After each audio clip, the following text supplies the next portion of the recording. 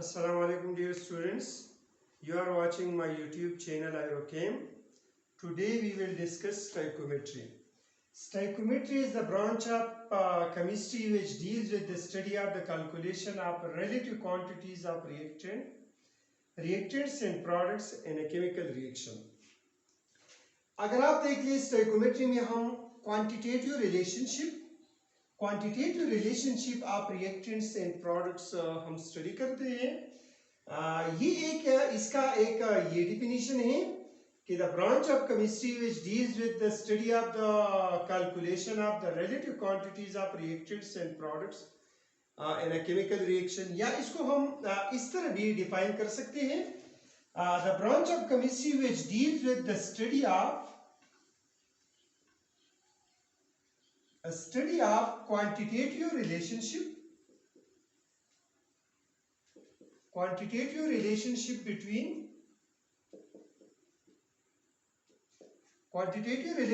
between reactants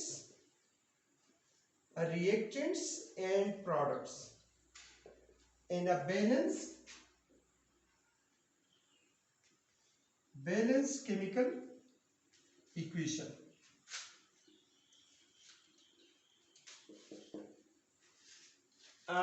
stoichiometry में हम reactants और प्रोडक्ट के रिलेशनशिप को, क्वांटिटेटिव रिलेशनशिप को स्टडी करते हैं। Let's suppose a simple example, for example methane react with oxygen. जब मीथेन की बर्निंग होती है, कंबस्टन होती है ऑक्सीजन के मौजूदगी में, तो ये मीथेन कन्वर्ट होता है कार्बन डाइऑक्साइड एंड वाटर में। अभी अगर आप देखिए ये रिएक्शन बैलेंस नहीं है, अगर हम इसको बैलेंस करें तो यहाँ पे अब ये एक बैलेंस केमिकल इक्वेशन है। हम देखते हैं कि यहाँ पे हम किस तरह क्वांटिटेटिव स्टडी करते हैं रिएक्टर्स और प्रोडक्ट के दरमियान। यह अगर आप देख लें, the molecular mass of methane is 16 gram, while that of oxygen, यहाँ पे 4 ऑक्सीजन एटम्स हैं, तो इसका जो मास है it is 64 gram. Carbon dioxide का मॉलिक्यूलर मास 48 ग्राम। यहाँ पे 2 वाटर मॉलिक्यूल है, तो इसका जो एटॉमिक मास है 36 ग्राम। अभी देखो यहाँ पे अगर हमारे साथ रिएक्शन बैलेंस नहीं है, then it is not possible to calculate the exact amount of reactants and exact amount of products. अगर रिएक्शन बैलेंस है, केमिकल इक्वेशन बैलेंस है, तो ये हमें एग्जैक्ट अमाउंट के बारे में इंफॉर्मेशन देती है। This reaction shows that 16 gram of methane react with 64 gram of oxygen and result in the formation of 44 gram of carbon dioxide and 36 gram of water. Stoichiometry के हवाले से स्टोइकोमेट्री का जो नेसेसरी कंडीशन है, इसके लिए स्टोइकोमेट्री इज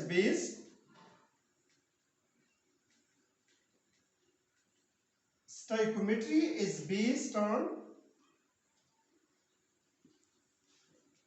बैलेंस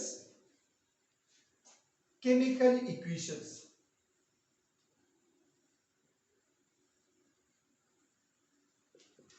स्टोइकोमेट्री में हम रिएक्शन हमारे साथ बैलेंस होंगे। अगर बैलेंस नहीं है, यहाँ पे एक क्वेश्चन अराइज होता है, क्वेश्चन पूछा जाता है कि अगर रिएक्शन बैलेंस नहीं हो तो आया हम एग्जैक्ट अमाउंट ऑफ रिएक्टेंट्स और exact amount of product calculate कर सकते हैं। तो यहाँ पे एक बात जहन में रखिए, if the chemical equations are not balanced, then it is not possible to calculate the exact amount of reactants and the exact amount of products. तो स्टोइकोमेट्री का जो बेस है वो ये है कि केमिकल रिएक्शंस या chemical equations should be balance. अभी अगर आप देख ले तो स्टोइकोमेट्री के 2 लॉज है। एक को हम कहते हैं लॉ ऑफ कंजर्वेशन ऑफ मास, और एक हमारे साथ है law of definite proportional. There are two laws of stoichiometry.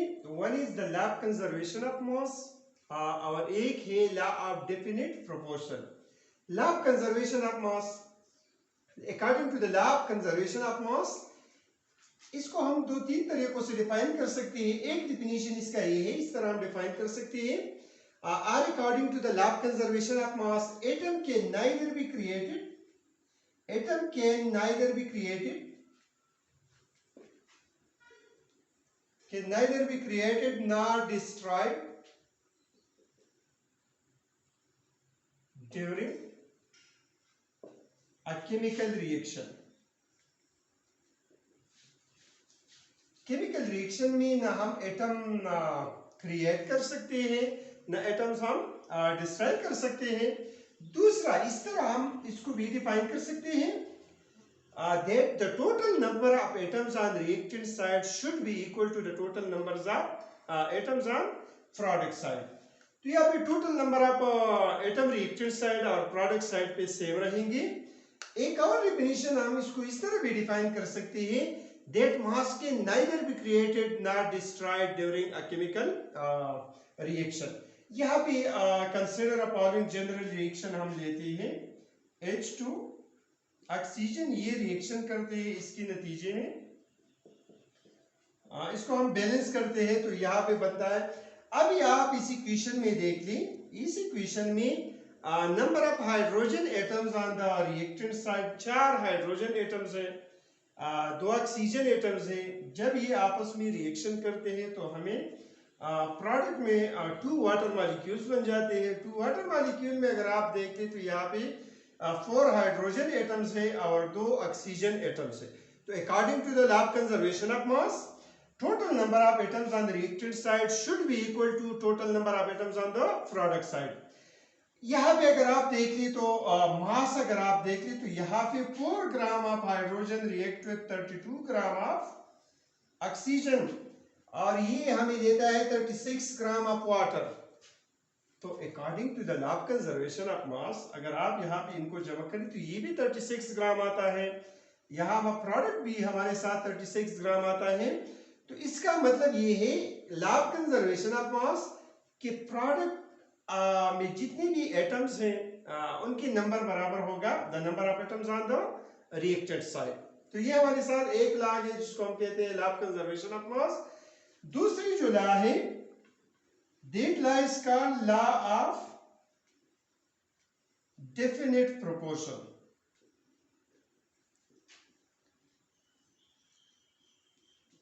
The second law of stoichiometry is the law of definite proportion। This law is also called law of constant proportion भी कहा जाता है। According to the law of definite proportion, a pure chemical compound always contains same elements combined in the same Peck's ratio by weight। इसको हम इस तरह law according to the law of definite proportion, a pure chemical compound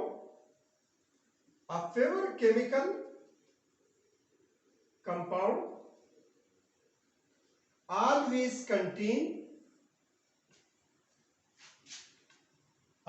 contain same elements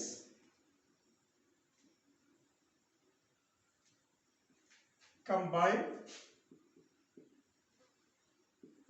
in the same Peck's ratio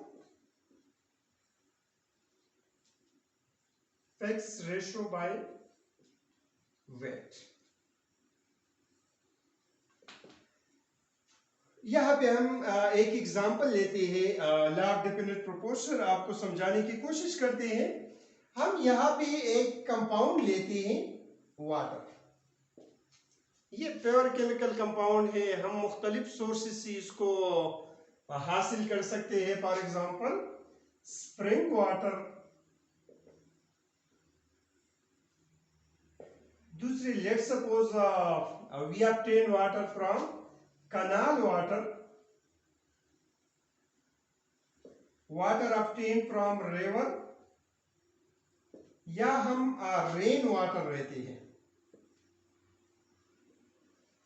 अगर ये water spring water, कनाल water, river water या rain water है और ये प्योर है, तो इसका मतलब है कि it contain 2 types of elements, hydrogen and oxygen. अगर आप वाटर में देख ले तो यहाँ पे हाइड्रोजन, इस वाटर का फार्मूला भी H2O है, सबका फार्मूला H2O है। इट मींस कि हाइड्रोजन एलिमेंट के दो एटम्स कंबाइन होते हैं ऑक्सीजन एटम की एक एटम। यहाँ पे अगर आप रेशियो देख ले तो 2:1, दो हाइड्रोजन एटम्स कंबाइन है एक ऑक्सीजन एटम के साथ और H2O बनाया है। अभी अब अगर आप देख ले जो कॉम्बिनेशन बाय मास, तो अगर आप देख ले हाइड्रोजन, इसका जो मॉलिक्यूलर एटॉमिक मास है 16 है, तो इसका जो रेशियो है 1:8। अब जहां से भी हम वाटर मॉलिक्यूल वाटर कलेक्ट करते हैं, अगर प्योर वाटर है तो इसका फार्मूला ये होगा H2O। H2O का मतलब है कि यहाँ पे दो एलिमेंट्स होंगे, hydrogen and oxygen. Hydrogen element की दो एटम्स होंगे, ऑक्सीजन एलिमेंट का एक एटम होगा, ठीक है। फिर इसकी जो कॉम्बिनेशन होती है, कॉम्बिनेशन बाय मास और रेशियो बाय मास होगा कि इट इज ऑलवेज 1:8 की निस्बत से एक दूसरे के साथ कंबाइन होंगे। The following assumptions are made for stoichiometric calculations। जब हम stoichiometric calculations करते हैं, amount of reactants और amount of product हम calculate करते हैं, तो ये the following assumptions are made। उसमें एक assumption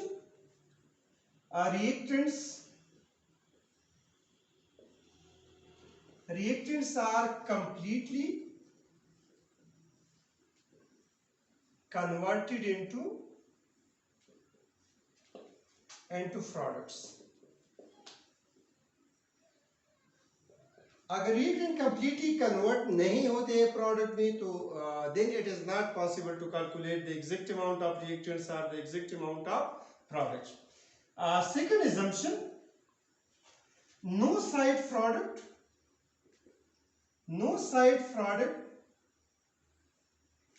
may be formed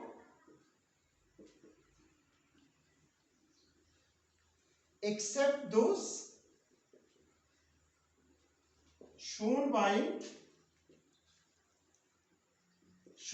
balanced chemical equation। यहाँ पे एक बात जहन में याद रख ली कि अगर साइड प्रोडक्ट बन जाते हैं, बाई प्रोडक्ट बन जाते हैं, तो प्रोडक्ट की मकदार फिर कम होगी, ठीक है। फिर हम exact amount of the product calculate नहीं कर सकते हैं। इस वजह से दिस इज वेरी इंपॉर्टेंट कि जब हम स्टोइकोमेट्रिक कैलकुलेशन करते हैं तो इसका मतलब है कि केमिकल रिएक्शन में साइड प्रोडक्ट नहीं बनेगा, बाई प्रोडक्ट नहीं बनेगा। अगर बाई प्रोडक्ट बन जाता है तो इसका मतलब है कि हमारे साथ जो प्रोडक्ट बनेगा उसका मकदार कम होगा। तीसरा जो assumption है, रिएक्शन शुड बी irreversible।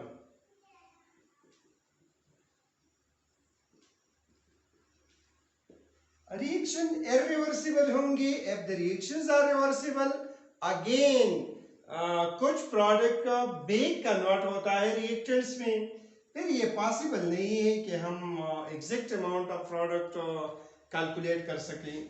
चौथा जो assumptions है, which is necessary, reaction should